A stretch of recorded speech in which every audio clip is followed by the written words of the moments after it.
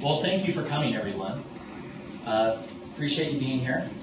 My name is Taylor Morgan. I'm an executive director with Count My Vote, and we're really happy to be here in Cedar City to be talking with you tonight. Usually in these hearings, we've had pretty big turnout at the hearings throughout the state, and the format is typically we present our presentation, and then we hold comments and questions until it's done, and then we have a timer and everybody has a chance to make a comment or ask a question. I think if it's okay with you all, and if it makes sense, and if you'd prefer, maybe we just have a conversation instead of holding comments and questions until the end. If you have a comment or question as we're going through the presentation, perhaps we can do our best to address it then. Would you all prefer one way or the other? I think that's a good idea. Okay, I like it. Thank you. Second? No? Okay. I think we'll do that. I think, and I want to say this, whether you're here because you oppose us already, or you support us, or you're still not sure, we really appreciate you being here. And I think it's a very important discussion to have, and the dialogue here is important. And so I think as we do this and we have this conversation and go through it, we may disagree, and we may disagree amongst the group here, and that's fine. And I would just ask that we all be respectful, and that we give each other ample time to speak and ask questions, and just proceed with the presentation, because we do have a number of slides that we want to get through. And so I think it'll be better just to do this conversationally if we can, and if we can make progress here. And then afterward, we'll be happy to dedicate more time as much as needed to any other comments or questions. So again, I guess we'll get started here. Count My Vote, as some of you may know, we're a citizens initiative petition, and our goal is to increase voter participation and to broaden engagement in Utah elections. So the presentation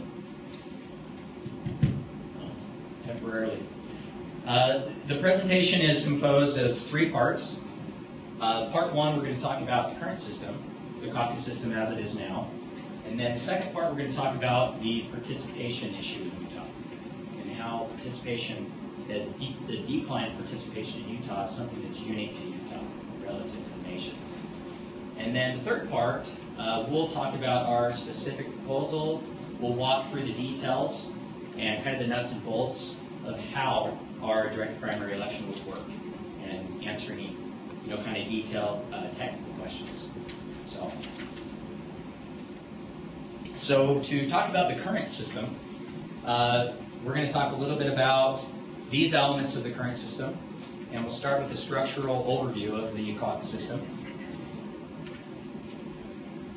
So right now, in Utah's caucus convention system, delegates are elected at neighborhood caucus meetings. It used to be called mass meetings. These meetings are held in March every other year, and at those meetings, those in attendance elect delegates to represent them at state and county conventions. Candidates who receive 60% of the delegates' vote at the convention automatically advance to the general election ballot as that party's nominee. So to go to a primary election ballot, a candidate must receive 40%, that 40% plus mark of delegate votes at convention to force a primary election. And then they go to a primary election, would be the party primary, and then the winner of that party primary would then advance to the general as that party's nominee. Sir? What percentage did you say they had to get to advance in the primary? 40%. 40% plus, 40.1. I don't think that's right. I think it's 60%. Yeah, 60%, they automatically secure the nomination at convention. So the 40% threshold is to candidates to force a primary. Does that make sense? So if I'm... You're probably right. Any questions on that? 41%. More than 40%, right? Because you have to keep, the other person from getting less than 60. Exactly, yeah, that's a good point. So we're both partially right, thanks. You're probably more right than I am. So, okay. Tell my wife. Mine too. Okay, so I'm actually a Republican Party state delegate, and so I've been involved in the caucus system. And I've seen how this works firsthand, and I think there's a lot of great things about the caucus system. There's pros and cons. And so these are some of the arguments or proponents of the caucus system, some of the things that they like to point to. And those of you who are proponents of the caucus system, feel free to add anything else that you'd like. But the caucus system, the claim is that it allows more direct, intimate contact between those delegates and the candidates. That it's more of an interview process, if you will. Another is that these delegates are, trusted representatives of their neighborhoods. The delegates that make decisions on those candidates. Another argument that we hear often, especially here, is that the caucus system prevents this flyover county phenomenon. That the caucus system actually empowers rural areas. Another common argument is that the caucus system allows the parties to maintain the platform and to ensure that their candidates are representing that platform. And then another argument we often hear is that the caucus system limits the influence of money in elections. And so we actually believe that, in theory, the caucus system, it works in theory and it worked well once upon a time. But we believe in practice today, it doesn't work. So to go to the point about the direct contact, yes, these delegates, this discrete group of delegates that have all this enormous amount of power, they do have that direct contact with candidates. But what that does is that leaves out all other voters. Because candidates are elected only by those delegates at a convention and not by voters. And so voters are left out of that process. And the delegates being elected by their neighbors, they're elected by those who can attend the caucus meeting. And as we'll talk about, we'll show you some rates of participation in those caucus meetings. Utahns, that's actually the election cycle in which Utahns are the least likely to participate. And there's barriers, and a lot of Utahns are excluded from those caucus meetings. And so that's a real issue when we talk about them being representatives of the precincts, because not everyone can go to vote for them. Yeah? I'm excluded. We have a couple slides dedicated to it, if that's okay. We'll get to it. I don't mean to put you off. That's fine. Yeah, that's important to us to talk about. So we're going to show you some information, too, about actually this idea of the flyover county. It's actually a misnomer. It's a little bit of a myth. And we believe that rural voters are actually a little underrepresented in the caucus system. We'll talk about that.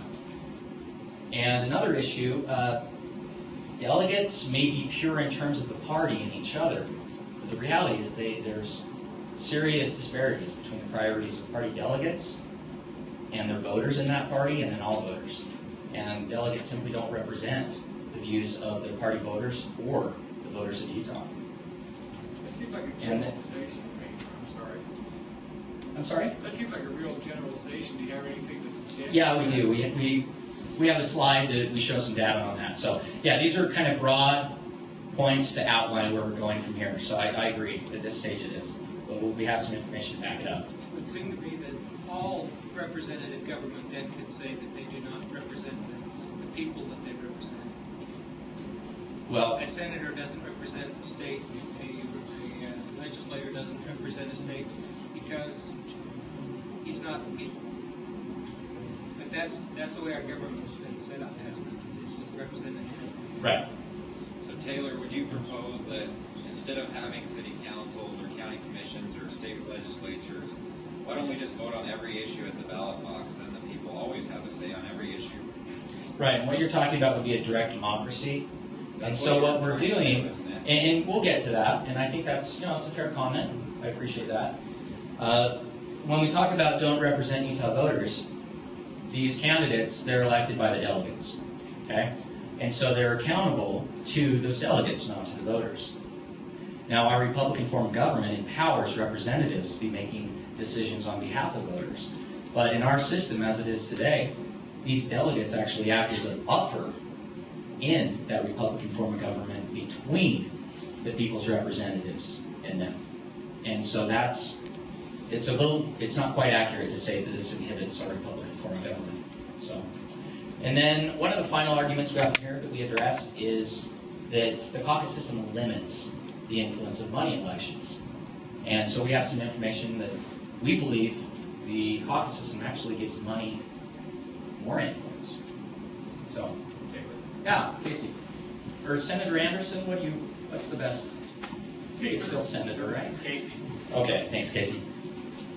So the last point, delegates don't represent Utah voters. Yeah. I was elected by the majority of voters in my caucus meeting. And yeah, Wait, hold on. Oh, sorry, go ahead. Were you elected by the majority of voters in your caucus meeting? When we talk about represent, we're talking about the priorities in terms of policy priorities. But the So fact be is clear on that Utah voters they vote for the delegates in their precinct. Those who can attend the caucus, correct? Right. Yeah, Karen, to attend. So, or they're able to because they're not out of the country or working or other issues that would exclude them. Okay, so let's go ahead, David. Okay, so the first point, we talk about it limits the contact between the candidates and other voters. So we have some numbers, and the point is that the delegates are an extremely small group of individuals. In the Republican Party, we have 3,974 state delegates in the party that represent 661,400 Republican voters statewide. And it's a very, very small group of individuals that have an enormous amount of power in the system. And these delegates, and I, as a delegate, I received, and perhaps it's just because where I live, but I received an enormous amount of information, which is good as a delegate. But the issue is, the voters in my precinct, my neighbors, they received nothing. They weren't engaged in that process. So, Taylor, I would say that would be your fault as a delegate, because the delegate's responsibility is to communicate with their neighbors and have that back and forth with the neighbors. I'm talking about the candidates and the voters. The neighbors should be contacting their delegates and telling them what's important to them. Sure, we're talking about the candidates for elected office with the voters is the point here. So thank you. So let's go ahead, David. Question. Yeah, sure. So are you proposing that the candidates send that information to not just the delegates, but their entire electorate? We'll talk about that, yeah. We'll get to that. So go ahead. So when we talk about the caucus meetings and where the delegates are elected, or these caucus meetings, I said before the caucus meetings are by far the election cycle in which Utahns are least likely to participate. And so to compare, we have turnout rates here of registered voters in Utah in municipal elections, in primary elections over the last few years. And we see that even last year with the caucus turnout, which was a record high turnout, the turnout was still substantially below turnout in primary elections and municipal elections. And so more Utahns are participating in municipals and primaries than are participating in the caucus system. What percentage? I'm sorry? What percentage are participating? They're all right. Those are the percentages right there. I can't read them. Oh, okay. I can walk through it if that would be helpful. Just tell me what the percentage is to turn out for caucuses. So versus primaries. the 2010 caucus turnout was 0.05% of registered voters in 2010. Last year it was 10.7% of registered voters compared to the primary election turnout last year of 17.3% of registered voters.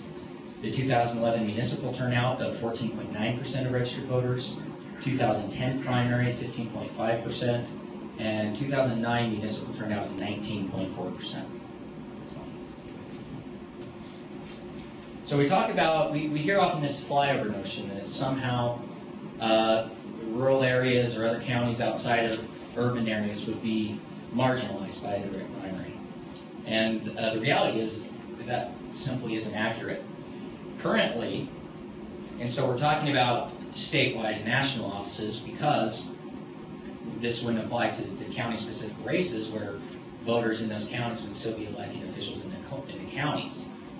So currently, the parties apportion the delegates based on population and affiliation. And so the current breakdown of Republican Party state delegates is 74% urban versus 28% rural. And when we look at those numbers, it's important to keep in mind that, again, that threshold to secure nomination at convention is 60%. And so the idea that candidates would no longer campaign outside of urban areas is going to a direct primary wouldn't change that dynamic, because currently most delegate votes, 72% of delegate votes, are in urban areas right now. So I talked before about delegates don't represent the voters. And to be clear, I'm referring to the priorities of those delegates.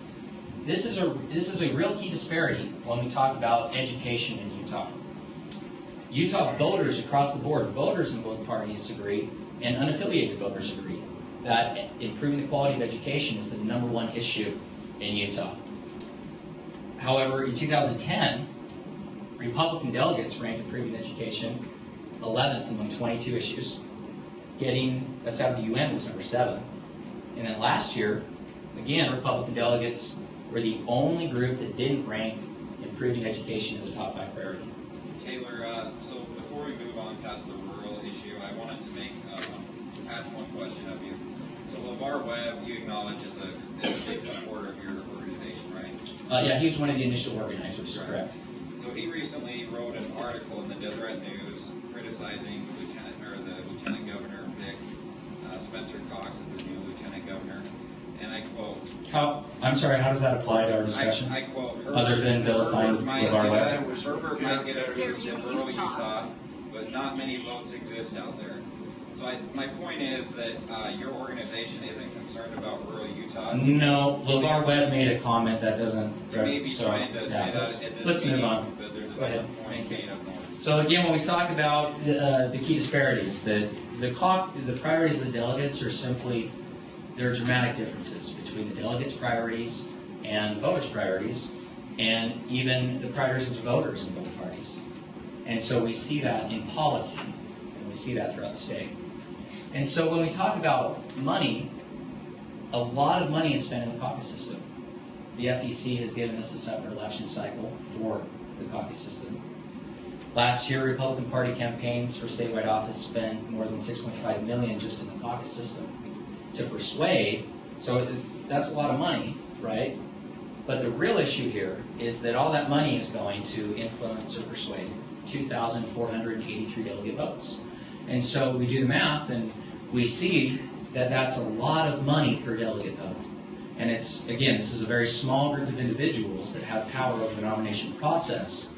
And what that does is it gives this amount of money even more influence, because it's a smaller number of individuals that make the decision. You said you were a state delegate to Yeah. the state convention. Yeah. Were you from rural Utah? Are you from your rural? I'm from Draper, Utah. Okay. In Salt Lake County, we pretend it's rural, but we know it's not. Well, I was from South Jordan for a long Ah. time, and I was a state delegate. My question would be, as a delegate, I got personal invite to go meet with the candidates. Okay.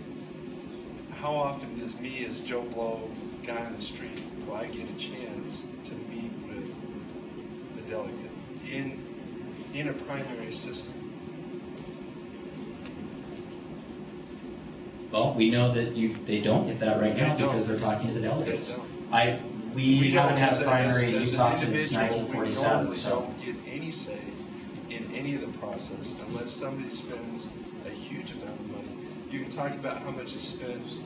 I mean, I don't know how much was spent on me per se, because a lot of that information is to get information to the caucus meetings so that the people, when they're looking over that information, can look at that information. right. So that's where a lot of the money is spent, at least in my opinion, having been through the system once. And this is years ago, and again, I was not rural at the time. Yeah, sure. But when is a rural person going to have a chance to meet with any of those candidates? That would be my question. Well, and we don't know because right now the candidates don't And do so that when you because they talk just talk about to the no delegates. flyover, I have a tough time buying that because if somebody wants to get 60%, they don't. For example, last election cycle, Bob Bennett wasn't doing squat. He's been on the banking committee, couldn't do anything. You know, I mean, look at what the banking system is doing. We, you know, people were pissed about that. So guess what? He was out. You know, he didn't even, you know, he got. So the point is that it gives the individuals, those individuals that take the time to go to those caucus meetings, a say in their government. Whereas Right, normally, but normally as an again, individual, we don't right, have that say. but it's important to note though that not everybody can go to those caucus meetings, right? And so You we'll know, talk- to we'll say talk that more about everybody has the ability So- to go. Everybody has the ability. No, not quite. We'll talk about it because that's an important point, right? Okay, so we talked about the current system, and now we want to talk about the reason why I'm here. The reason why Count My Vote was organized is Utah's voter participation. We've seen Utah's voter participation decline. We'll get into some of the details here, but that's the reason why we're here. Participation and engagement in elections. So we know that a state's election system can either be a barrier that hinders participation or it can encourage participation. Utah, our historically very high rate of voter participation has declined dramatically and consistently in recent decades. From 1960 to 98, our turnout was always above the national average. We were a top 5 state in voter participation. But we've seen that decline, and since 1998, our turnout has been it's been near or below the national average. Now, the interesting thing about this is Utah, all measures that usually point to a very high rate of voter participation in the state, volunteerism, community engagement, community service, Utah consistently ranks #1 in those areas.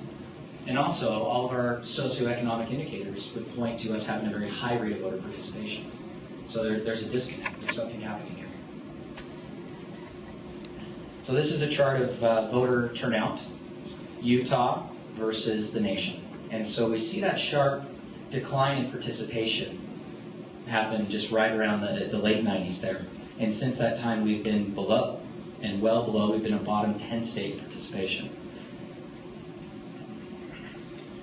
And so, because our participation is declining relative to other states, this is something that's unique to Utah.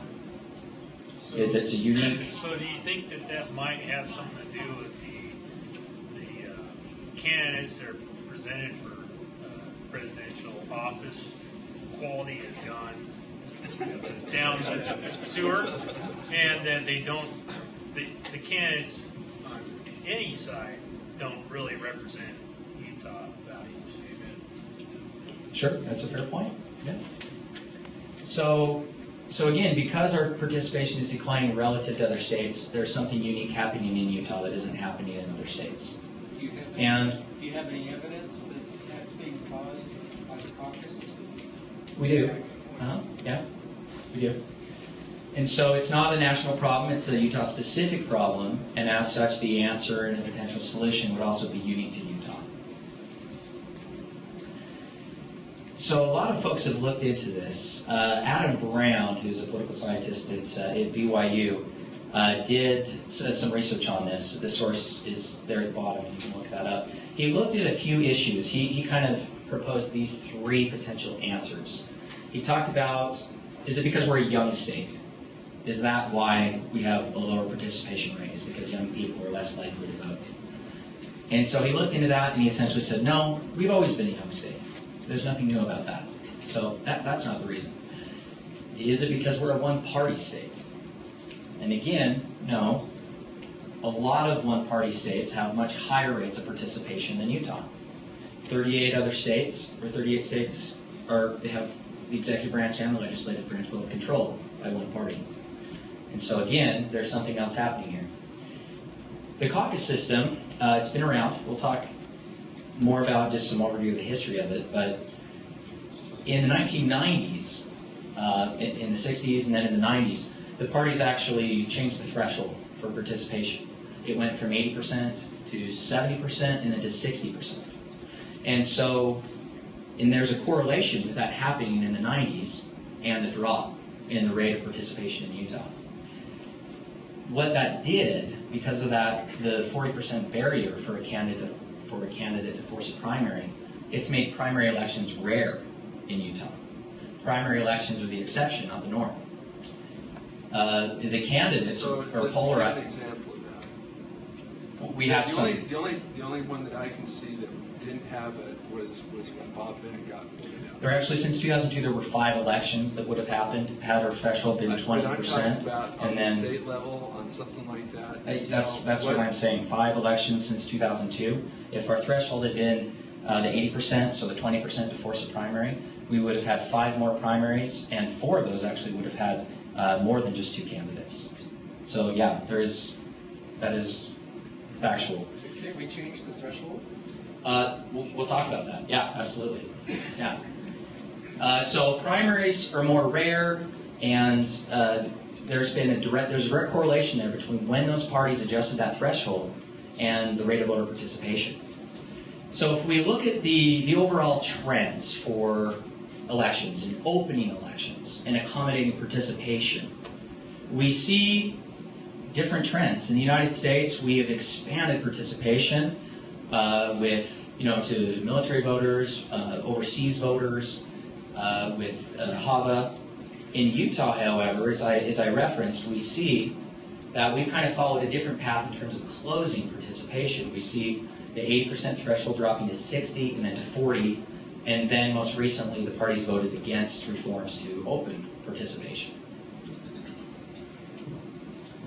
And so we believe, and we believe that the data supports that the caucus system is this unique barrier in Utah. That is what's unique to Utah that is causing this rate of participation to decline in Utah relative to other states. The caucus system is, and again, this is an overview. We have more detail on each of these points, but for these 5 reasons, we believe the caucus system is a barrier to participation. The caucus system it's antiquated. It's the most restrictive system to candidates in the nation. It's exclusionary. It's unfair to groups of Utah voters, and it's just systematically least accountable to the voters. Can I ask you a question on this antiquated thing? Yeah. In fact, go ahead and hit the next slide. That's looking at Article 4 of the Constitution, federal Constitution, right? The United States shall guarantee to every state in this union a Republican, not a Democratic, a Republican form of government. And so I just hope that you'll speak to that. And because I think I did maybe before you got here. Right, the delegates, the Republican form of government is when the voters elect their representatives to make decisions on their behalf. The delegates are a buffer between the voters and those elected I've officials. never felt more involved in the Republican form of government until last year when I went to my first caucus, and it was amazing going to that caucus. Yeah. And that's great. Do the people in California who have direct election feel that way? They have an open primary, not a direct What primary. about Colorado, where all of a sudden they've come from pretty much a Republican state to pretty much a Democratic? Because they can overload the primary system with candidates. I'm not familiar with Colorado. They gave up I can't the speak to caucus that. system. They gave up the caucus Because system, of and that, now all of they a have a sudden lot more Democrats. they're a Democratic. Boy, Rich James Backus would maybe do more for us if that's the case, right? That'd be nice. Or maybe not. I don't Are know. you really a Republican? What? I'd like to know where. Am I really a Republican? Where are you guys getting your funding for this? By the way. We'll actually talk about that. We'll talk about where you can go to disclosures.utah.gov and No, see all that. I want to hear it from you. They received a $13,000 contribution from Chicago, if that gives you an idea. I have a quick question. It seems to me that the people who are most against this are those in office and those of the party. Why would that be? I mean, why are they so opposed to this? It's a fair question, and my perception would be that because they have such a disproportionate amount of power that they're reluctant to give that up, to share it with the average voter. That's a fair point, yeah. Okay, so let's talk about this antiquated issue. 100 years ago, this was the most common form. The caucus system was the most common form that states used to select candidates. However, most states And I guess the real point here is that 100 years ago, we also limited participation to just one moment in time on election day. If you didn't vote on election day, if you didn't exercise your right to vote on election day, that one day, then too bad. But we have since expanded upon that to broaden participation. We have early voting, we have by mail voting, we have online voting for military and overseas voters. And so we've modernized voting. We've expanded upon it and broadened it so that more people can participate. Yet in the caucus system, it's still one single moment in time where if you can't be there physically, in person, you're left out of the system. So, and I've hit on this a little bit before, that the 40% barrier for a candidate to force a primary. Far and away the highest barrier to entry for a candidate in the nation. The next nearest is 30%, and there's a couple other states that have 20%, and one that has 15%.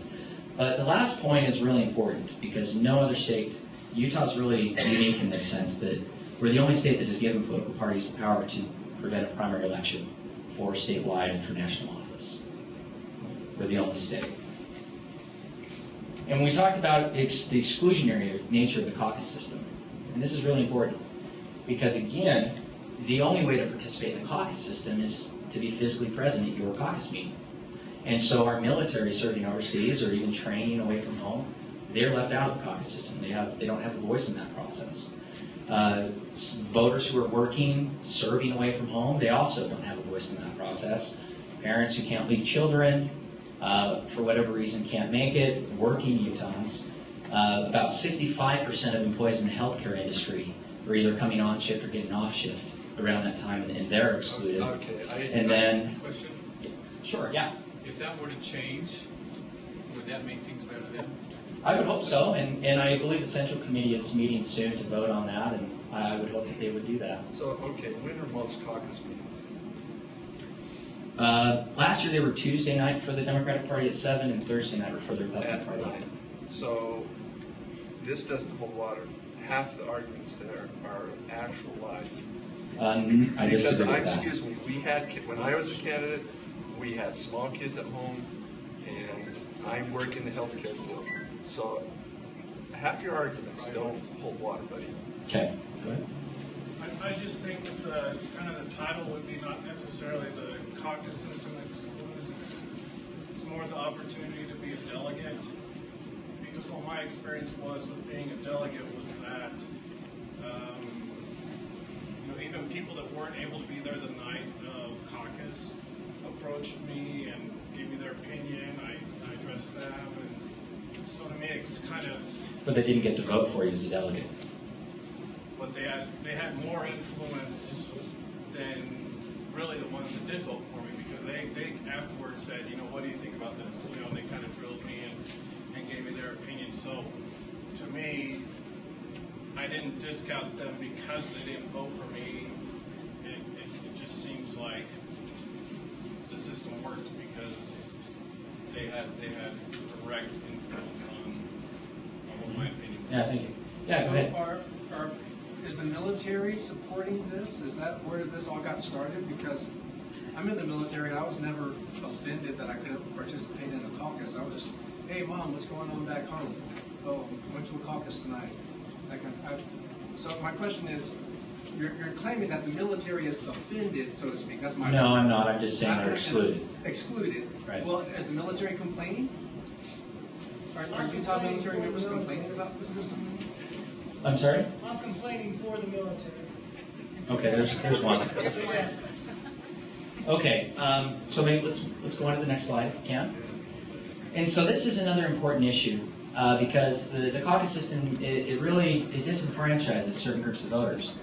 Women vote at higher rates than men in Utah elections. 53% of all votes cast in Utah are cast by women. But in both parties, they're dramatically underrepresented in the ranks of delegates in both parties. So there's a real disparity there. Also, with young voters often have a bad rap because they don't participate, they don't vote, and perhaps deservedly so. But the reality is that they're even more dramatically underrepresented in the caucus system. Only 2% of all delegates in both parties are 18 to 24 years old. I believe we've never had a female president. So in other words, it's an issue with who's running, I think, and not a problem with the system.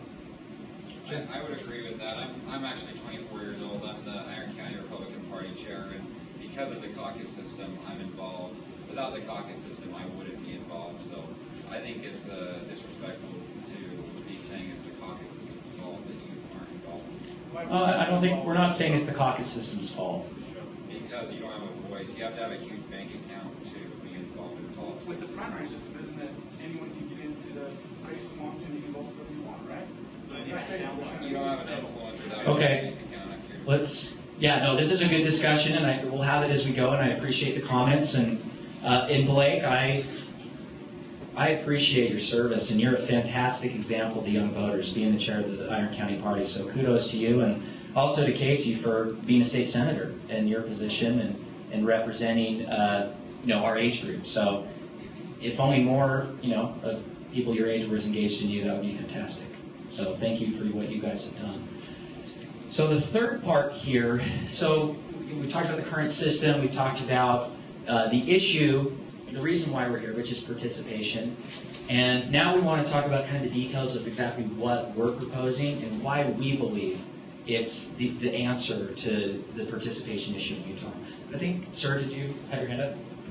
In California, people like Blake and Casey would have never gotten a chance to be in politics because it's run by the people who have the money, the people who control the politics, and that is the direct election.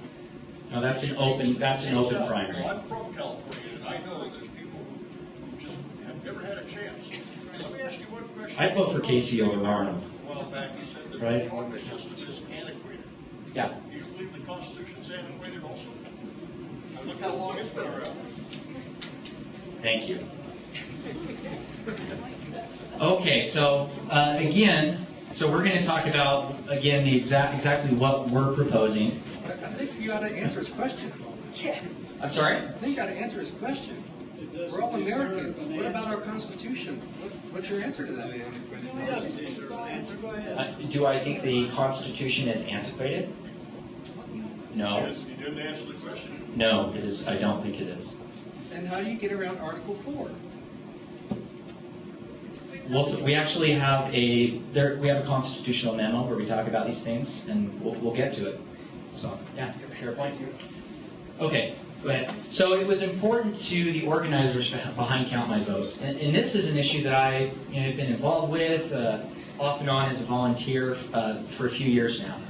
And so I saw this process. The organizers behind Count My Vote, they went to try to address this issue. They first went to the state legislature to try to effect change there. And in meeting with legislators and talking with legislators, the legislature simply wasn't willing and able to act and to address this issue. And so after significant work with the legislature, the organizers then worked with the political parties, with both political parties, over the last 2 years to try to effect this change in the parties. And the initial goal of the organizers of Count My Vote was to simply affect that threshold, right? The 60-40 threshold. The initial goal was to just move that threshold from 60% to 70%, so that candidates could get on a primary with 30% of delegates' votes. And so that was kind of the proposal, and we were working with Tom Stride and working with James Debakis and Matt Lyon on the Democratic side to try to affect that change at the party level. And on May 18th of this year, the Republican Party delegates voted against proposals to do that, to adjust that threshold. And then also, shortly after, the Democratic Party actually had a proposal at their convention to actually replace the caucus convention system in the Democratic Party with a direct primary. And it received a majority of Democratic delegate votes, but it didn't receive the supermajority required, and so it didn't pass there. And so after significant work and advocacy with the legislature and both political parties, we are essentially doing a citizens initiative as a last resort. And an initiative is not easy. It's extremely, extremely difficult. And I believe that's right. I believe it should not be easy to pass a law by initiative.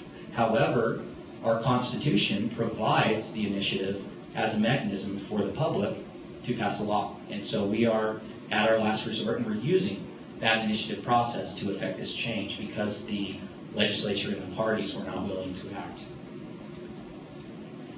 So we're proposing a direct primary election, and we believe, and 15 former presidents of the Utah State Bar concur that a direct primary election would facilitate greater participation. It would improve candidates' access to the primary election ballot. It would actually preserve the power of the parties to select their nominees. We're not taking that power away from the parties. The parties would still have that power. It would just look a little bit different. We'll talk about that. It would also reduce the potential for fraud and election irregularities. And then, most significantly, it would remove that systematic barrier to participation that we've been talking about. So this is our proposal. So the blue boxes would be this direct primary, and a candidate would get on a primary election ballot by means of nominating signatures of their fellow party voters. So if I want to run for, say, governor in the Republican Party, I would need, first of all, I have to be a registered Republican. That's already in statute, so we don't need to touch that, because to file a legitimate declaration of candidacy for a party, you have to be affiliated with that party. So I would then file that declaration with my filing officer, pay the filing fees. I'd have to meet constitutional requirements for the office. And then I would be able to go and collect signatures from my fellow party voters to nominate me as a candidate for our party. And the signature total would be 2% of the affiliated voters with that party in the jurisdiction that I'm seeking.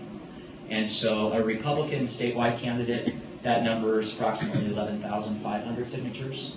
And a Democratic candidate is approximately 3,000. And we believe the intent behind the 2% number is to essentially prevent non-serious candidates from getting on the ballot, while also not having a barrier or a threshold that's so high that it's prohibitive or onerous to the average ordinary voter that wants to be a candidate. That's important. And so I would then, if I receive those signatures and meet the qualifications, I then am on that party's primary election ballot as a candidate for that party. And then all voters in that party would have the ability to choose and vote on their candidate. The parties would still have the ability to open or to close the primaries as they wish. We're not touching that at all. But that would allow all party voters to choose those candidates. So what is happening here is the nominating power, the actual individuals in the party who nominate candidates for the party, instead of just a very small group of delegates, it's all the party voters that are affiliated with that party. So this evil small group of people that get together and elect the people for the primary, the delegates, these evil people. They're not evil. Well, you kind of make it sound that way. I'm one of them. I don't think I'm too evil. But my point is that I don't see how that makes it so that someone with a lot of money can't come in and bulldoze everybody else. In fact, by having candidates going to, you can sit down with every delegate. If you take the time and you go and you talk with every single delegate and you get them and you're, say, a Mike Lee, and they're impressed with you, then you actually can get something going without a ton of money. You may have to have an organization, but I don't see how this makes it so that a rich person doesn't control it with their money. Yeah, sure. That's a fair concern.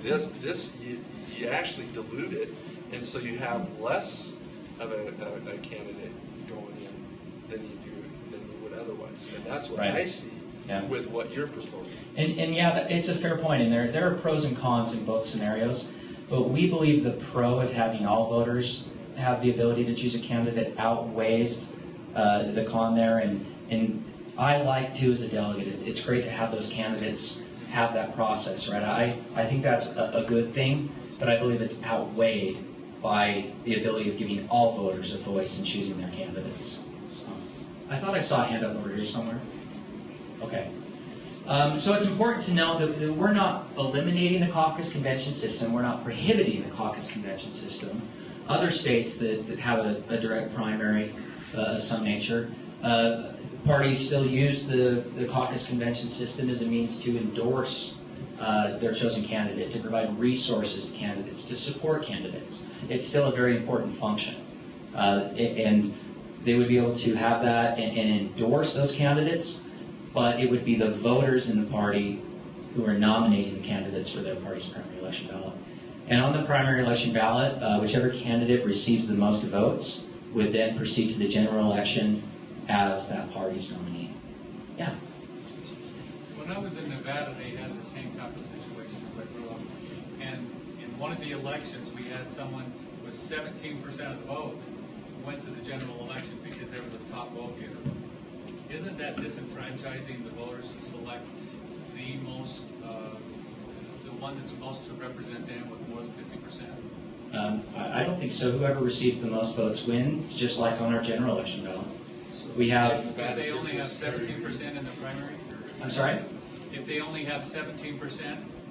Whoever receives the most votes in our general election wins, and that would be the same in the primary election. I think his point is you're diluting your candidate base, and so it does make the person with the most money the winner. Well, I think having more candidates is a good thing. I like having more candidates and more ideas and them reaching out to more voters. I personally think that's a good thing.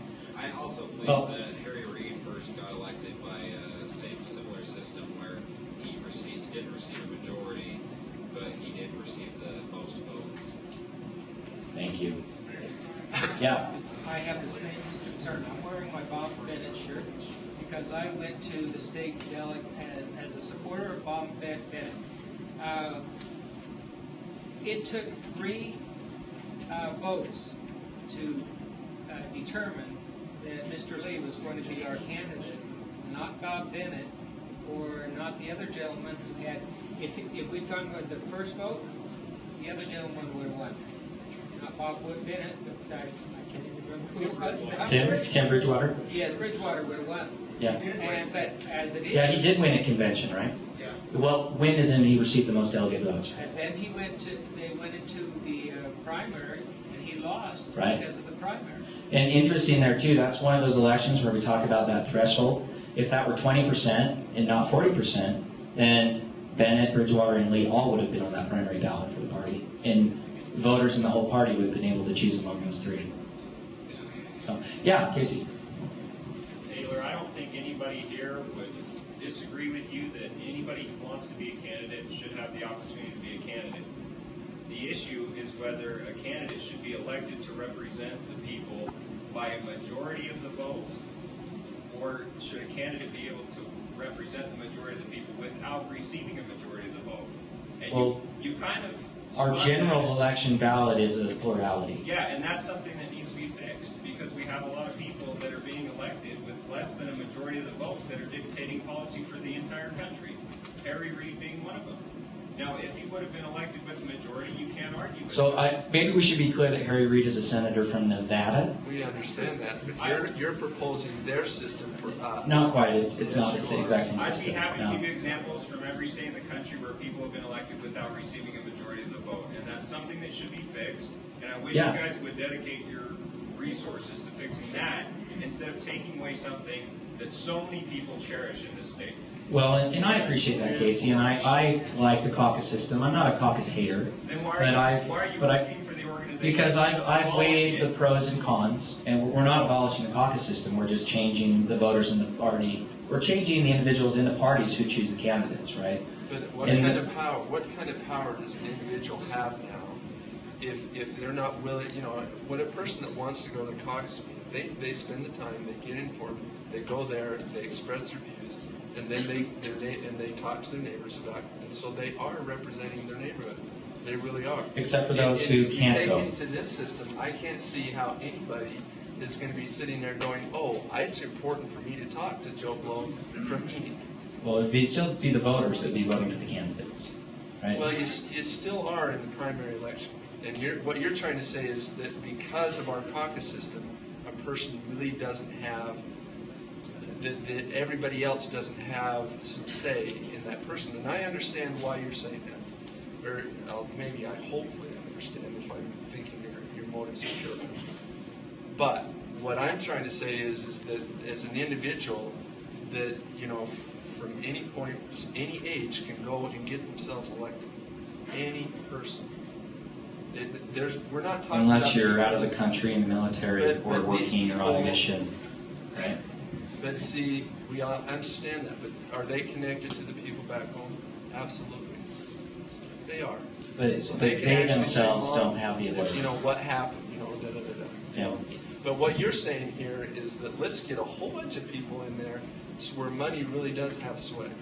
And then yeah, the and I'm majority also, of the people can. but we're also saying the money has a lot of sway in the caucus system too. So, yeah.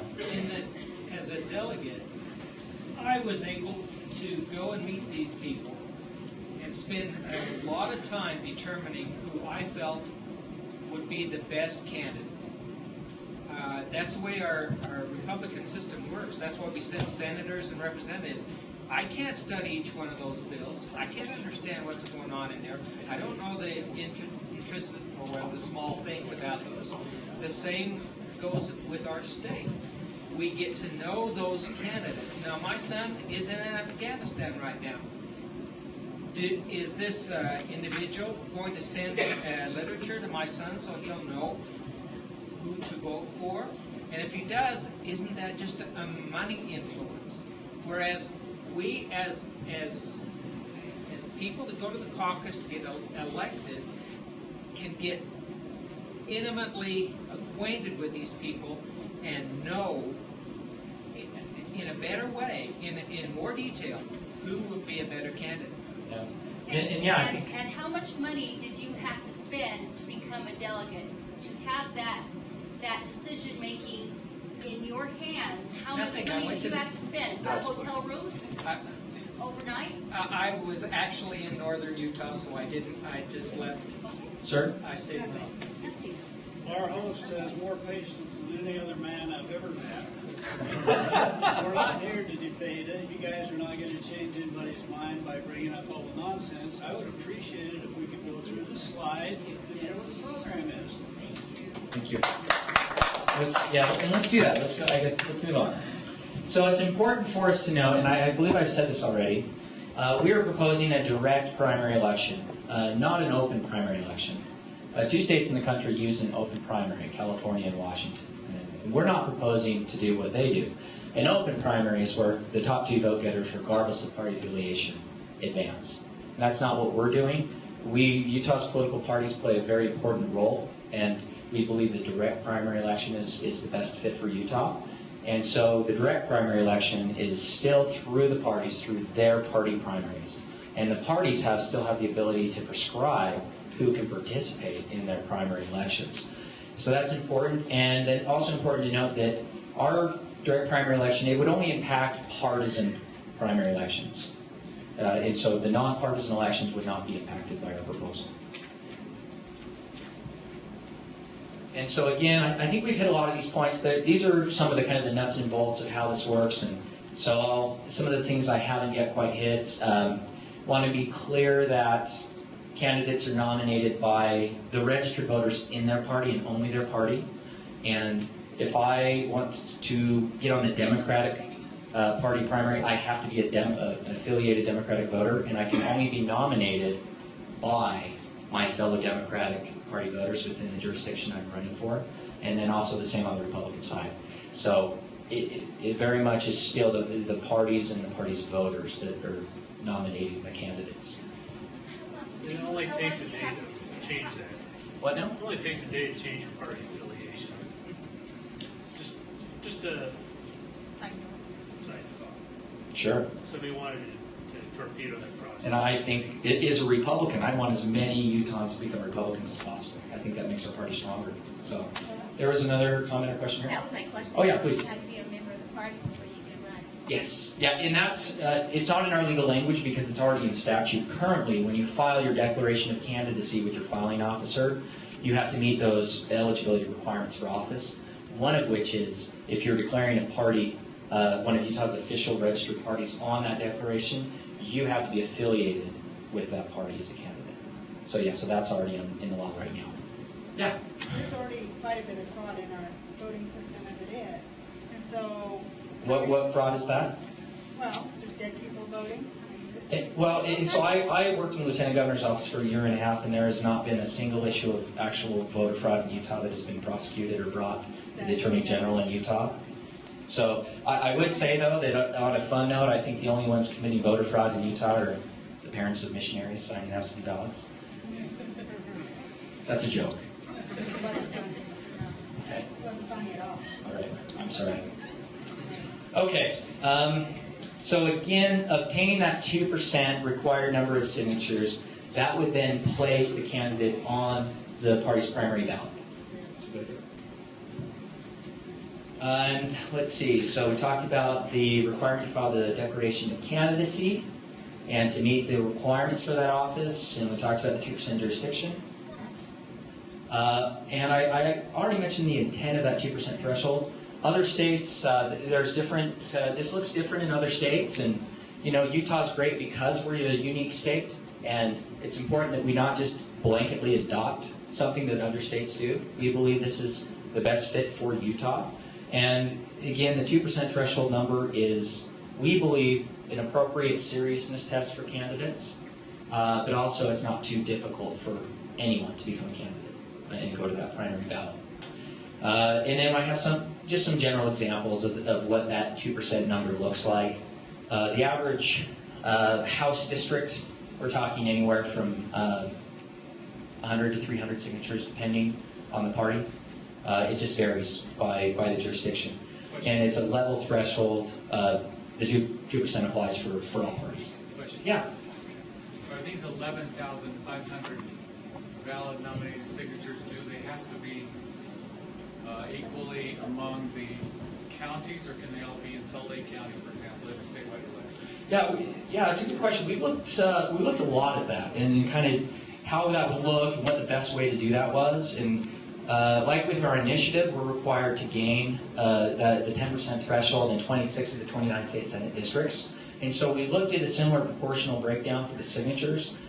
We ultimately concluded that doing so would be too high of a barrier, it would be too onerous for the average Utah to be a candidate if we started to get proportional with those signatures. And so we determined that the 2% number was for the whole jurisdiction.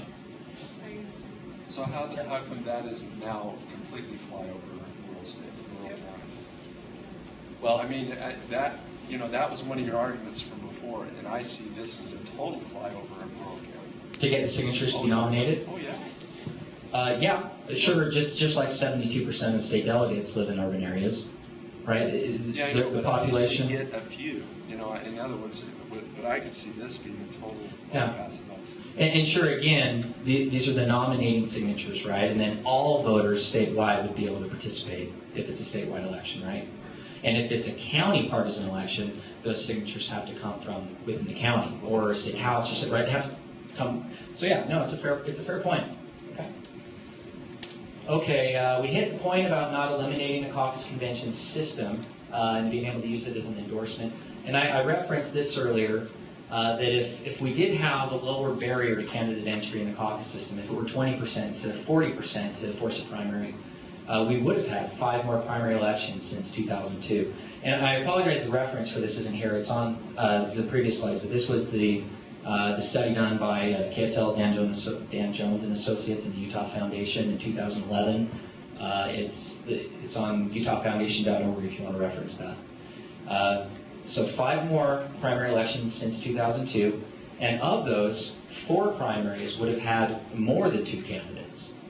And so we see that the 40% barrier, it's really reducing the candidates we have and the primaries that we have in Utah, and hence the voter participation we have. And so, oh yeah, please.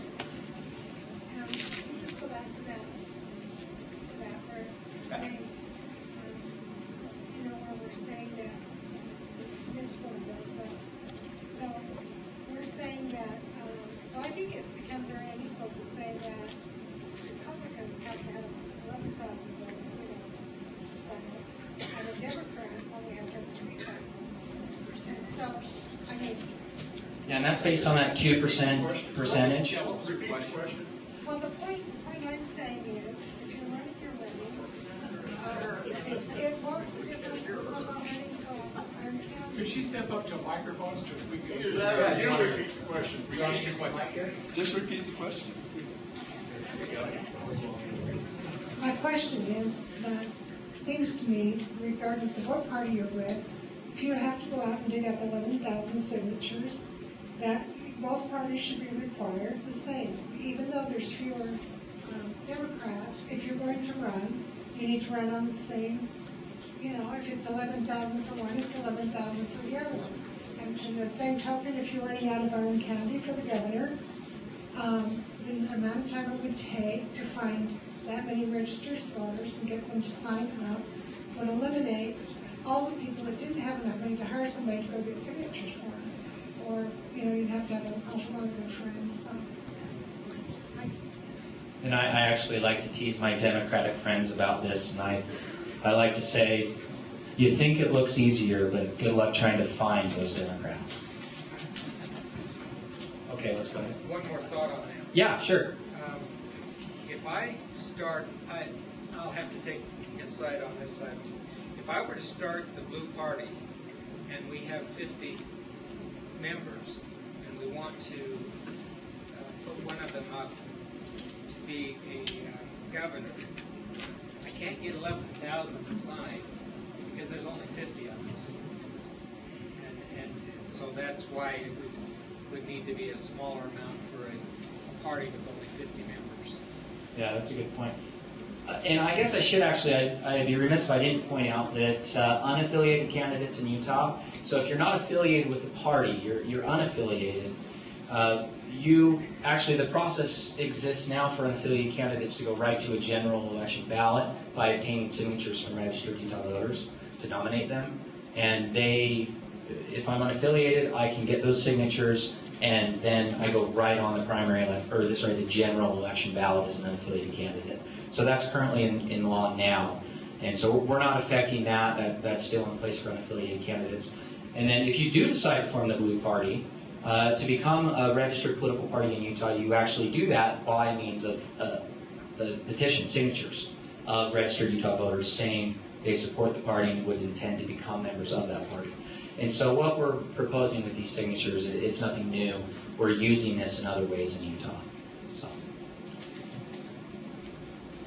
And so this is in reference to our constitutional note. We've had some good talk about the Constitution tonight. And it was really important to us that what we're doing is constitutionally sound and that it's legally sound, and that there's no doubt that we can do this in Utah and do it constitutionally and do it legally.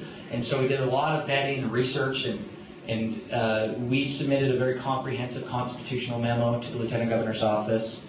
And that memo was accompanied by a letter that was signed by these 15 former presidents of the Utah State Bar, bipartisan representation here, that confirmed that yes, indeed, it is clearly constitutional, and that Utah would be acting well within its legal and constitutional purview to implement this.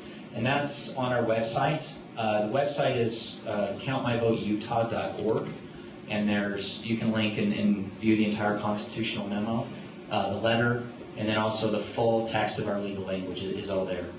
Yeah. So are you saying that all these people are lawyers? They're all former presidents of the Utah State Bar. So yes, they are lawyers. Yes. They're saying. Right. Yeah. According to the state. Yeah. And they're saying this is clearly constitutional. So yeah. Okay. So that's the presentation. This is our contact information. Again, my name is Taylor. Here's my email up here.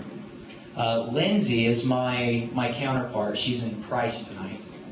And there's her information. And then Aaron is coordinating statewide with organizing and signatures and volunteers. So we welcome you to contact us. I think, do we have the room? How long do we have the room?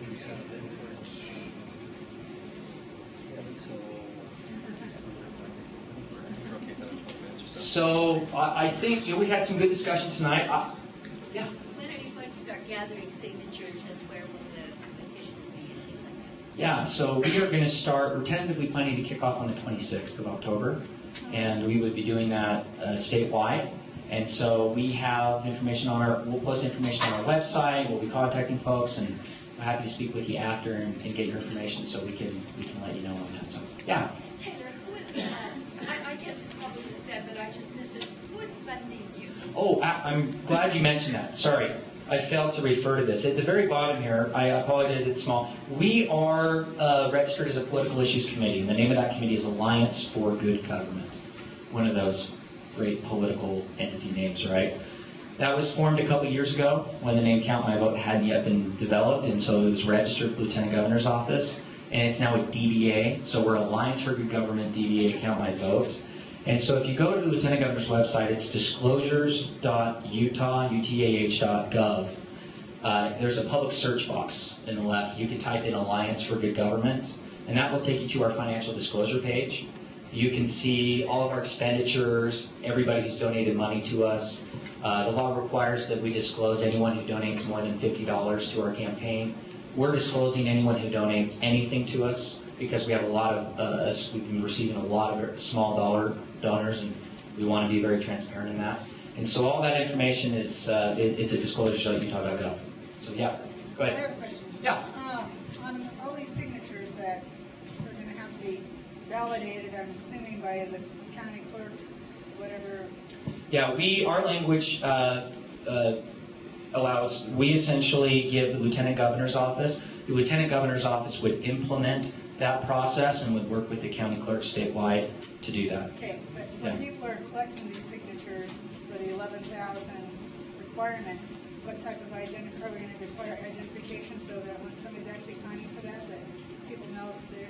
Well, they would be verified by the county clerks. Okay, but that's not what I'm saying. I'm saying when the person's collecting the signature, there's going to be an ID required. So, because I may not know half the other people, and somebody can be... Well, the way that verification process works is the county clerks go into the statewide voter database called VISTA, and they actually have that voter's actual signature on file, and they compare that with the signature on the petition form.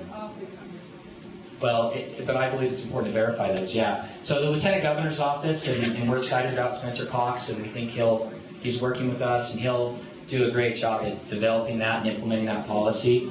And that was important for us that we not tell the Lieutenant Governor how to do that, because their office and the clerks know best. And so we essentially say that they establish that process. So that's a good point, yeah.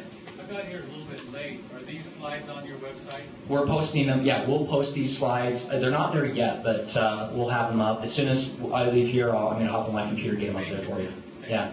Yeah. I'm sure there's some people in the room here that'll probably disagree, but we had a senator here a couple of years ago that the majority of the people did not think represented the people of Utah very well.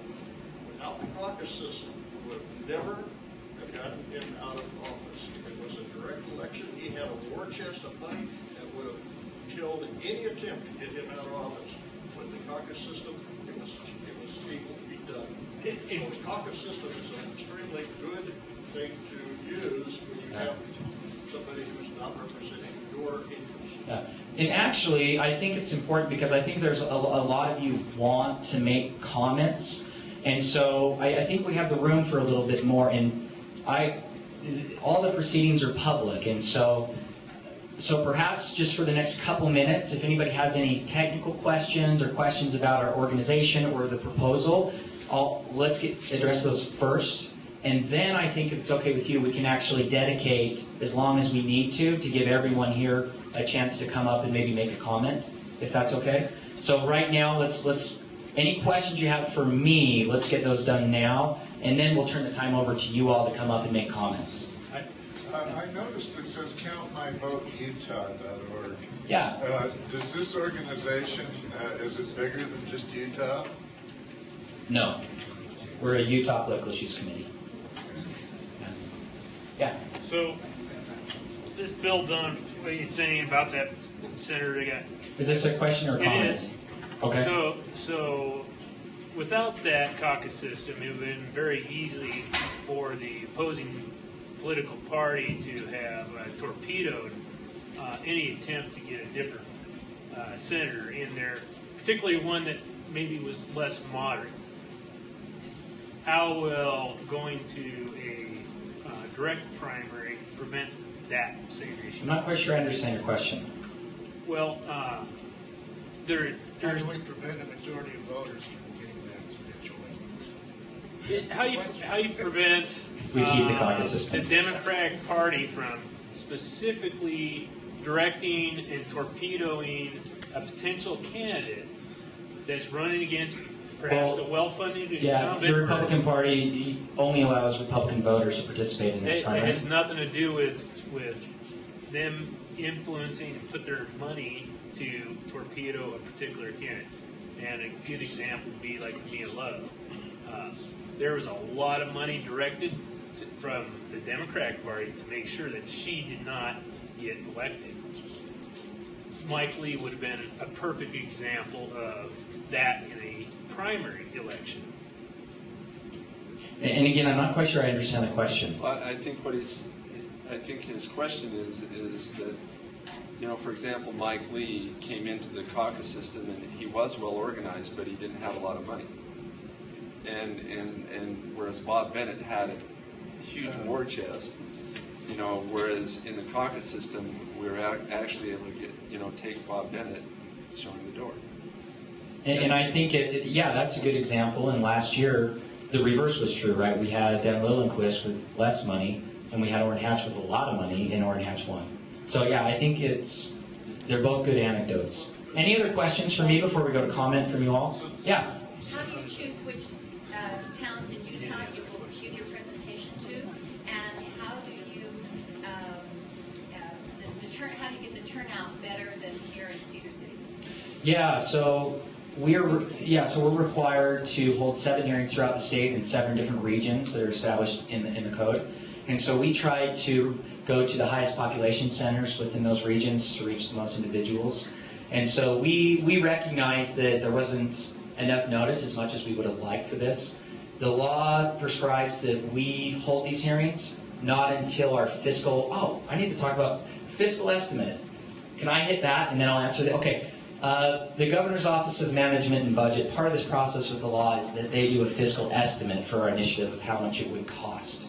And that was released on Tuesday of this week.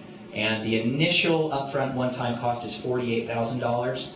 And then there's every 2-year ongoing cost of $890,000. So that's the cost that the Governor's Office of Management and Budget determined that if our initiative were to implement, that's their best estimate as to what it would cost statewide. What's our current cost? Sorry? What's our current cost? The current cost of all election administration? Whatever we do. I don't know the exact number, so but I know that we're talking many millions of dollars every 2 years. And so the $890,000 it's going to, when you have more people participating, there's a cost associated with administering that election, and so that's what that would be. It is, every 2 years, correct. $890,000, yeah. So in essence, you're going to have a tax increase, and by voting for count my vote. No, we would have a spending increase to count more votes. How can you spend more if you don't tax more? Because we have a constitutionally mandated balanced budget. And so that's what makes Utah great. It's got to come from somewhere else. Where do you think the money comes from? Is that out of the general fund or the education fund? That's a good question. They didn't indicate that. They just indicated the cost. It's out of the general fund, so it would essentially affect other areas of government, such as criminal justice. Sure. Yeah, $890,000, any public expenditure is a serious issue, but when we're talking about voters exercising their right to vote, we believe that $890,000 every 2 years is a very worthwhile expenditure so that all Utahns have a say in how our $13 billion annual budget is spent. We feel great about that. We think that's an appropriate expense. So with that, back to your point about the hearings, right? So the law requires that we actually have to wait until that fiscal estimate is released before we can hold these hearings, right? And so we received notice last Friday that estimate would be released on Tuesday, and so we immediately published the notice. And the reality is this is the first phase of our public outreach, and we need to start gathering signatures as soon as possible, because it is so challenging and so difficult. So this is the very first phase. And so those who couldn't come to one of our 7 hearings, we have an online hearing this Saturday at noon on our website that anybody can join. So please let anybody who couldn't come tonight, they're welcome to join that. And then we'll also be holding follow-up events here in Cedar City and throughout the state to engage more voters to talk about this issue. So, yeah. Maybe I just missed it, but I think it's a good goal to try and get more people voting, but I'm still not sure how changing to this system is going to be different. Meaning, like if you're not participating in the caucuses, why are you going to participate in the open? Yeah, no, it's a really good question. And so I can speak to this anecdotally from my experience in the Lieutenant Governor's office, because what I saw there was that there's a lot of inconsistency. Voters don't quite understand when and why there are primaries this year versus that year.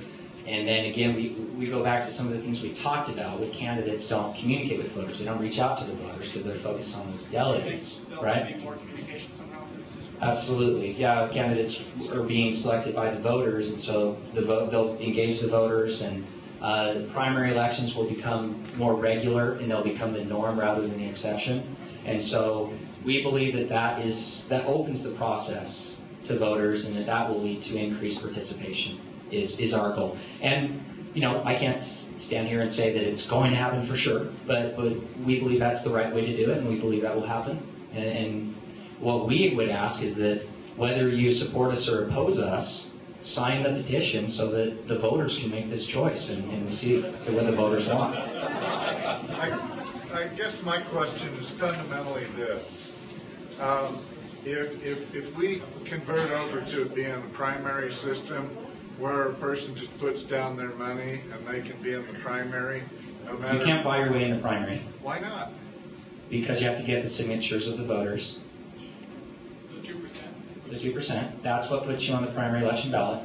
So in other words, if you don't have enough leg force out there to get 2% of the voters, you can't even be looked at? Again, that goes to that 2%, the non-serious, right? Where the idea is that it's not too difficult for anyone to become a candidate, but that it prevents non-serious candidates. Because when we talk about the public expenditures and all these things with election administration, we believe it's appropriate to have a certain candidate seriousness test in place. Okay, and the seriousness is money.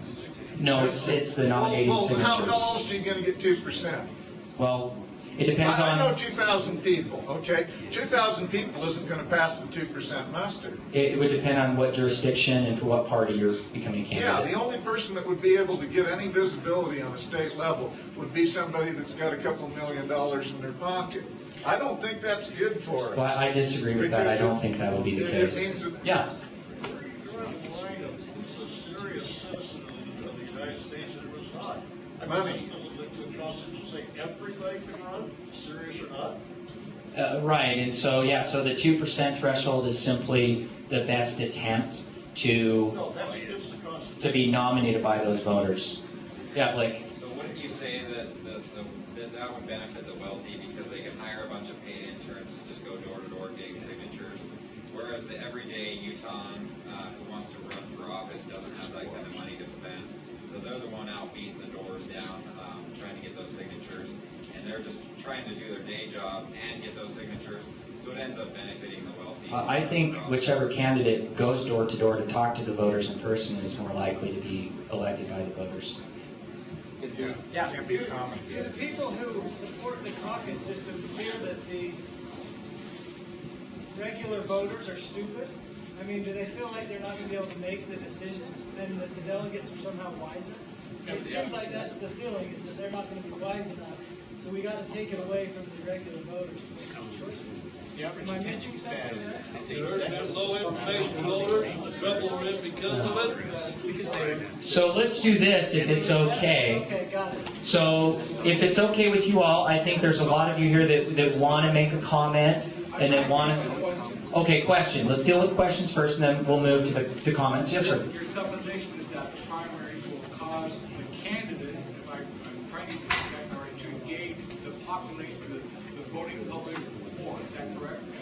is that a different? Yeah. When all voters have the ability to participate in selecting those candidates, we believe those candidates. The question is then, in what way? Face to face or just more mass media spending? It would be up to the candidate. How do you see that being effective? If it takes the 6 million plus to reach 2,300 delegates, how much more is it going to take to reach hundreds of thousands of voters? Yeah, I think we don't know exactly what that will look like.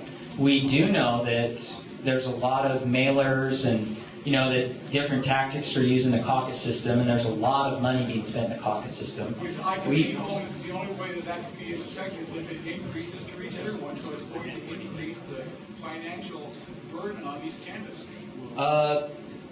Perhaps. I don't know for sure. Yeah, it's certainly a fair point. Yeah. Okay, any other questions? And I think we can maybe then go to comments. Yes, sir. You mentioned that you're holding these hearings in the populated area of the area. Why aren't you in St. George? It's 3 times as big as Iron County. Or is there another meeting there? Because we like Cedar City better. There's no meeting scheduled in St. George. Sorry, St. George folks. Yeah. I guess one of my concerns is I'm just wondering, does anybody control where that money's coming from? Can it come from other states to help to help somebody get elected? Is there anything preventing other states from having a big influence on our electoral system by supporting those people? Yeah, and that's campaign finance law in Utah, campaign finance disclosure. We can't touch that, right? This is a single issue, and the legislature could, if this were to be implemented, the legislature could then deal with that. But yeah, that's a separate area of the law. So. Taylor, if you want to move on, I think it would be also at least thank you for your time tonight. Thank you. Oh, applause. Thank you. So any other questions or technical questions about our proposal or trying to trip me up in political responses or before we move on to comments? Yeah. Why not just try to make some of these changes within the caucus system? We did. And the parties voted against it repeatedly. Why not bring it to the people like you are now? I'm sorry, what now? Why not do exactly what you're doing now to the people in order to, I would give a vote to make some of these changes within the caucus system. And we did that, and the delegates voted against it. We're not delegates, we're just the people, right? And so the way we do that is by the initiative petition. That's exactly what we're doing. Yeah. Okay. Yeah. Exactly. Yeah. Okay. Again. Yeah. Just a question. I know because I had the privilege of being a state delegate. I will probably go next time. I'm sure. I know that we voted on the threshold limit. I don't know of any proposals that came to us on being able to improve caucus-like participation. I don't think there's a person here that would. There was a fourth proposal at convention on May 18th that was the delegates voted to table it, and it was a study of ways to improve participation in caucuses. And I believe the State Central Committee will soon potentially be voting on some maybe absentee measures for caucus meetings. I don't know for certain, but I do believe that may be a possibility. We do know that just last month the Central Committee voted against Chairman Evans' proposal that would tie the delegates, I believe, to caucus attendance in precincts. I don't know for sure, but I believe that's what it was. Yeah, so that it would incentivize the precincts to actually to encourage participation, and the more participants in a caucus, the more delegates that precinct would have. I'm sorry? I had in my mind that we were trying everything we could here to get more people coming through. Yeah, and yeah, the Central Committee voted against Chairman Evans' proposal last month. Does that preclude the counties from still being able to do whatever they can to participate in it? I don't know. That's a good question. Blake could probably speak to that. So, okay, so any other questions before we can... My name's Dave Miller. We had a chance to visit the other day. It's nice to meet you in person. Likewise. Can you hear me? Do I need to eat this thing? Yeah. Here, do you want to use the handout? This is fun. Your time's going. I'll start it out for you. So I had a chance to talk with Taylor on Sunday night. I appreciate his congeniality on this topic. I'm going to present an opposing viewpoint, and I did prepare some remarks before I came here tonight. So I hope that I might be indulged to complete my comments, since we don't have a tremendously long line. Would that be all right? Everybody okay with that? You got my 2 minutes. The direct primary approach as proposed by the Count My Vote initiative is not in the best interest of the citizens of Utah or the state of Utah as a whole for several reasons. We all want to see more voter participation. However, this proposal particularly has troublesome elements affecting the rural counties of the state, and if implemented would render rural Utah voters irrelevant as indicated by recent comments by organizers of Count My Vote. The wake of unintended consequences of this proposal creates a fundamental transformation in Utah politics, and it's not very rosy. I strongly encourage my fellow citizens not to sign the petition by Count My Vote. This initiative will consolidate political power into the hands of a few, detrimental to Utah. It will close and lock the door to average citizens having access to our representatives and hands the keys to lobbyists, political consultants, expensive media, and well-funded special interests. It will undercut our voice in Utah politics and channel Washington politics into Utah for the benefit of a few. Now, there are several myths being promoted here tonight that I'd like to speak to. That the caucus convention method is antiquated and should be replaced. First of all, this is an ingenious method of participation. Everybody is invited to participate. Sir, everybody, whether you're in the military or not, you don't get excluded. But it is by proxy in many cases that we are represented. That is how this system of government in America works. We select representatives. So in the event if you are out of town and you have a contact, your best option is to reach out to somebody that you trust and support a delegate that stands for certain principles and beliefs. They get 2 votes if they're a proxy? When you're in a caucus meeting, the setting is such that you cast your vote for a delegate or several delegates. So find affinity with those that are affiliated with where you can line up. The time is up, so you know your time is up. You have my time. Thank you. Okay, keep going. The process retains political power in the hands of its citizens. It does have room to utilize technological advancements to increase ease of access to all voters, but notwithstanding, all voters have the right to participate. With that said, improvements have been made, but not at the price of undermining the integrity of the process. Number 2, low voter participation as a result of the current nominating process and the direct primary will improve it. The argument by Count My Vote to give Utah a separate approach similar to California, but not exactly like California, for nominations through direct primaries in the name of lack of voter turnout, in my mind, is preposterous. This argument holds no muster. To begin with, for the past several caucus conventions, attendance has skyrocketed. This is a great direction, and simply put, Utah's nominating system is designed to keep our voice heard and to make our voice count. Number 3, voters' ballots do not count. Now, the entire context of this initiative is misleading. The campaign is designed to lead you to believe that your vote doesn't count. On the contrary, the fact is, no legal voter is restricted in Utah. The current nominating process actually empowers citizens through the state to self-organize and maintain influence in Utah politics without exorbitant spending. This is the best managed state for many reasons. One of them is the fact elected representatives are accountable to citizens and delegates are charged to keep that accountability. Direct primaries will eliminate face-to-face encounters of candidates with delegates and rely on expensive methods to campaign. Delegates are elected by their neighbors to serve as a hiring panel in order to narrow the field of candidates at a convention where a nominee is selected or suggest nominees to move to a primary for the respective party. The interviewing of candidates is a vital service delegates perform at no cost for the benefit of the state and must not be lost to, in my mind, a radical knee-jerk reaction by a dissatisfied, well-funded, vocal political movement. As a citizen, I would much rather trust a delegation of citizens whose general interest in nominating, at least in Utah, is a love of freedom, limited government, fiscal responsibility, and the protection of their individual rights. Contrast this to leaving it to a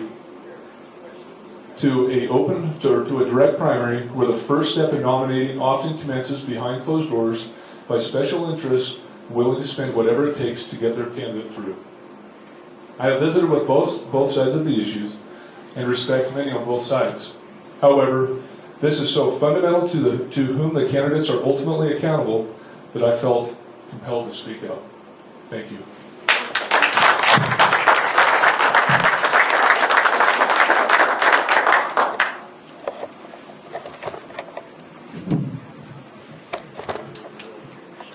Well, let me start with, and I guess he wants a close-up. Let me just start with this. There's so many things that are wrong with our country, that we could improve with our state, that we all agree on, including Taylor, myself, and all of you. I wish that our energy and time would have been spent fixing those issues rather than bringing up something that is so divisive, something that has cherished so many people's lives. I was 25 years old when I first went to my caucus. The only reason I went is because I came from California, and you don't have a voice. Let me just say this.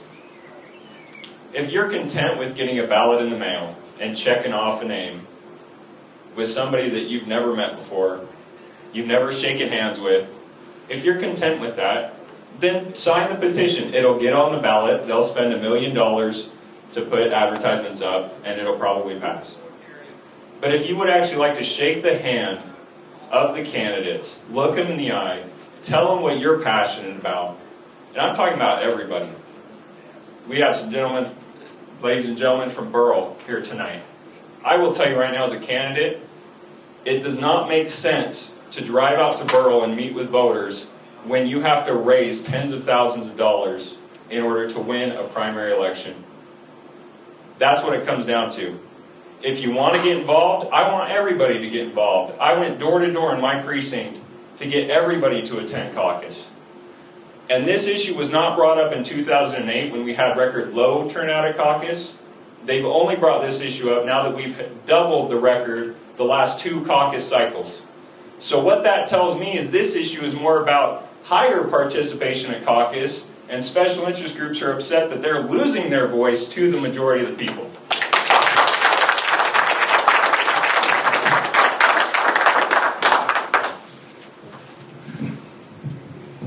My name is Timothy Daniels. I'm not much of a public speaker, I'm afraid, but I'd just like to share a little experience with you. Last year, I went to my first caucus. I get a little emotional sometimes when I speak in public, so I never felt so energized politically, except that night when I went to that caucus. That's my story. If anyone within the sound of my voice has never attended a caucus, I would ask you to please attend a caucus and see how you feel before you vote on this petition.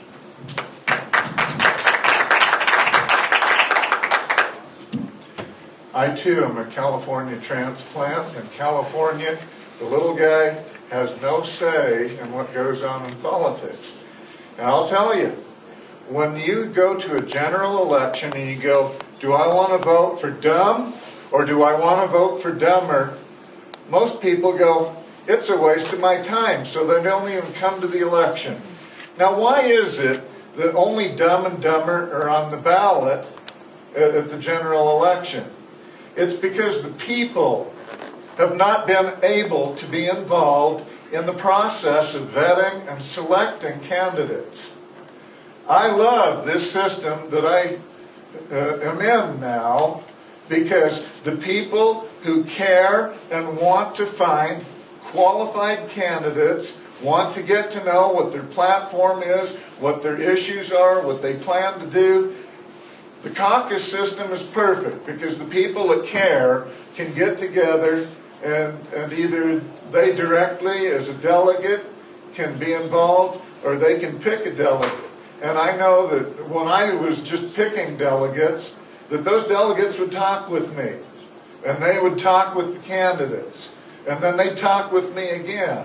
I really liked that. I felt like by the time I got to an election, that I knew the people. I knew who was behind them, and I knew what they stood for. And now I can choose intelligently because I have candidates that are on the ballot that have been picked by the people rather than wealthy, well-heeled organizations that have their own agenda.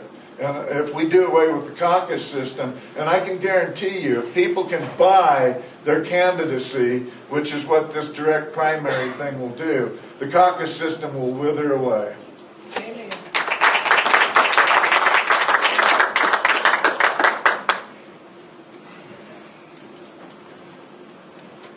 I'm an interloper from south of the Iron County line. You've probably heard the mayor down in St. George say that. But my wife and I have lived in St. George for about 7 years. I have a little show on the TV station there at the college, and we do interviews. It's called A Story to Tell. We inaugurated something this year by interviewing the candidates for city council and the mayor candidates, and we ran them constantly the last week before the election. This is on public television, no cost to them. It was a non-confrontational interview, and the people down there loved it, and we believe it made an impact. And I think this is the way we ought to be going instead of making it more expensive to run. Now, I was the chairman of Weber County Republican Party back in my misspent youth. I've run for state office. Most of you don't know this because hardly anyone did, but I think I'm a serious candidate. I thought I was a serious candidate for governor, but I was a poor candidate for governor. But I was able to get on the ballot during the convention. No one knew I was there, but it gave me an opportunity to have my say. And I raised my hand, but I was ignored when I raised my hand to find out what they meant by a serious candidate. There can be serious candidates, but they don't have any money. And this is going to price us serious poor candidates out of the running. I talked to LeVar Webb, who's involved in this, and he thought our idea in St. George of having public television do interviews with all the candidates was a great idea.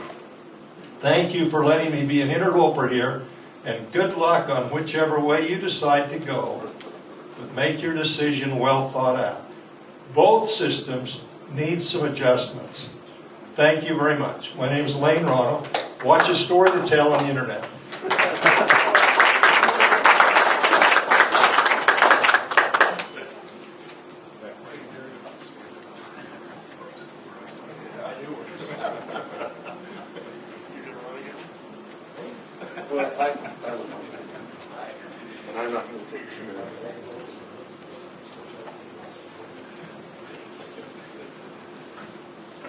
I come from the opposite side of what you've heard earlier tonight. As younger people were getting involved and excited about the caucus systems.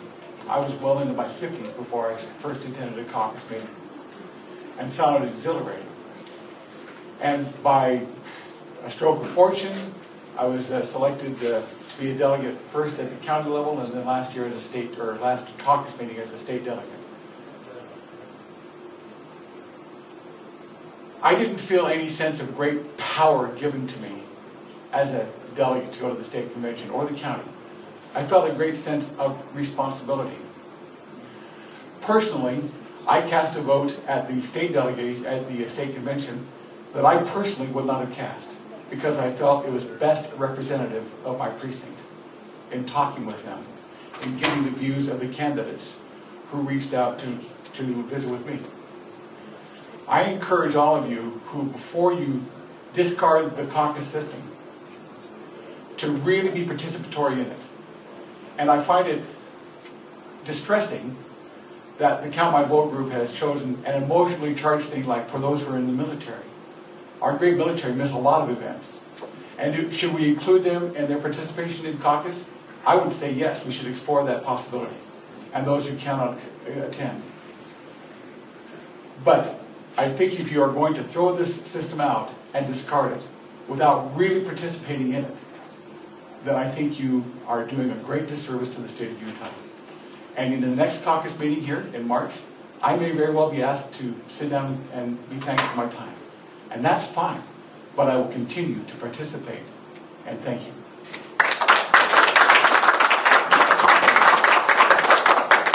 First of all, I'd like to say amen to that, and you know, I actually serve wounded veterans, so I like that idea.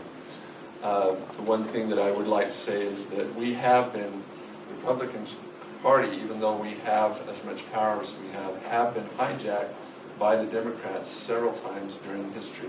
One of the things I saw is Wayne Owen getting re-elected over and over again simply because the Democrats came over and crossed party lines and you know, registered. You know, at that time, they didn't have to be registered Republican. They were able to cross over. We've kind of fixed that, but one of the points that was made earlier is that what's to say that somebody couldn't just take and switch party affiliations for a day or two and then come back. And that's where we can get hijacked and get a good candidate out. That's what I'm concerned about. Thank you for your time.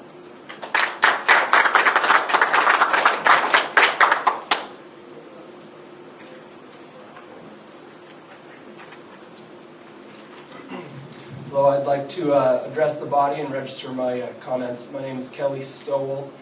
I'm probably the most rural guy here. I'm visiting from Kanab. No offense. I feel like this creates more of a barrier to entry than what's in place now. There are things that need to be looked at with the caucus convention system, but I don't believe this is the answer. This really hurts the rurals, especially you will never see a rural candidate for a contender for a federal office. And I'd like the Count My Vote initiative to analyze what it costs to run a caucus convention race as opposed to a primary race. And I know that our most of our county clerks are, I'd like to get their position on this as well, because I know there's a lot of added costs. So if that could be addressed at a future time, that would be great.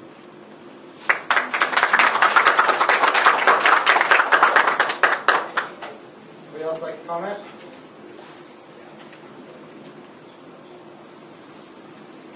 Okay, well, thank you everybody for coming. We do ask you to join us for our Saturday hearing at noon. That'll be at www.countmyvoteutah.org. And everybody drive safe. Thank you.